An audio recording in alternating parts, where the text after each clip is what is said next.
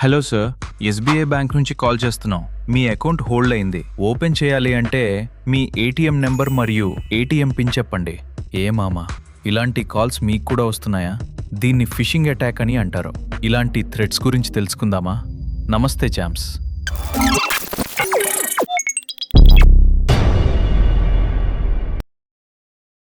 Fishing attack అంటే ఏంటి అంటే, మీకు నమ్మకమైన బ్యాంక్, కంపెనీ లేదా మీకు తెలిసిన పర్సన్ పేరు చెప్పి మీ లాగిన్ ఇన్ఫర్మేషన్, బ్యాంక్ ఇన్ఫర్మేషన్ ఇంకా వేరే ఇంపార్టెంట్ డీటెయిల్స్ని తెలుసుకుని మీ బ్యాంక్ అకౌంట్ నుంచి డబ్బులు తీసుకోవడం లేదా మిమ్మల్ని బ్లాక్మెయిల్ చేయడం లాంటివి చేస్తారు. కొన్నిసార్లు మనం ఇన్స్టాగ్రామ్ ప్రొఫైల్ లింక్స్ మీద క్లిక్ చేస్తాం. అక్కడ ఇన్స్టాగ్రామ్ లాగిన్ పేజ్ ఓపెన్ అవుతుంది. ముందు వెనక ఆలోచించకుండా లాగిన్ ఇన్ఫర్మేషన్ ఎంటర్ చేస్తాం. కానీ ఫిషింగ్ లింక్స్ అంటే డమ్మీ ఇన్స్టాగ్రామ్ వెబ్సైట్స్. మీ యూజర్ నేమ్, పాస్వర్డ్ వాళ్ళ దగ్గరికి వెళ్ళగానే వాళ్ళు మీ అకౌంట్ ని లాగిన్ అయ్యి పాస్వర్డ్ చేంజ్ చేస్తారు. తర్వాత మీ ఐడి నుంచి మీ ఫ్రెండ్స్ కి రిక్వెస్ట్ పెట్టి డబ్బులు అడగడం లేదా మిమ్మల్ని డైరెక్ట్ గా మనీ డిమాండ్ చేయడం స్టార్ట్ చేస్తారు. తాజ్ మహల్ ఎవడైనా అమ్ముతాడా మామా? టెక్నాలజీ లేకముందు కూడా స్కామ్స్ జరిగాయి. నట్వర్లాల్ అనే పెద్ద మనిషి ఇండియన్ నేషనల్ ల్యాండ్ మార్క్స్ అయిన Taj Mahal, red fort foreigners కి గవర్నమెంట్ అఫీషియల్ అని నమ్మించి కొన్ని కోట్ల రూపాయలకి అమ్మేశాడు. పాపం తెల్లోళ్ళు.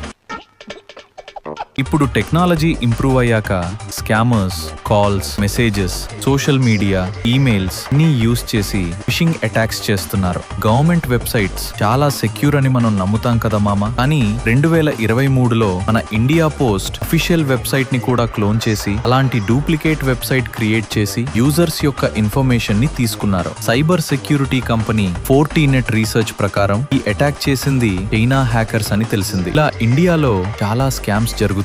బ్యాంకింగ్ స్కామ్స్, ఐడెంటిటీ థెఫ్ట్, ఇలా చాలా ఆన్లైన్ ఫ్రాడ్స్ జరుగుతున్నాయి. అలాగే ఇప్పుడు డిజిటల్ అరెస్ట్ అనే ఒక స్కామ్ కూడా హల్చల్ చేస్తోంది. దాని గురించి కూడా త్వరలో మాట్లాడుకుందాం. ఫిషింగ్ అటాక్స్ ఆగాలి అంటే ముందుగా అన్నోన్ లింక్స్ మీద క్లిక్ చేయకండి. ఎవరైనా కాల్ చేసి అకౌంట్ లాక్ అయింది, లాటరీ గెలిచారు అని చెప్పి డీటెయిల్స్ అడిగితే ఇవ్వకండి. ఒకవేళ ఇలాంటి సిచ్యువేషన్ జరిగితే వెంటనే అఫీషియల్ నంబర్స్ కి కాల్ చేయండి లేదా సైబర్ క్రైమ్ వెబ్సైట్ లో కంప్లైంట్ రైజ్ చేయండి. ఇలాంటి మరిన్ని సైబర్ ముచ్చట్ల కోసం స్పైసీ కాషన్ ఛానల్ ని ఫాలో మరియు సబ్స్క్రైబ్ చేయండి. ఉంటున్నా.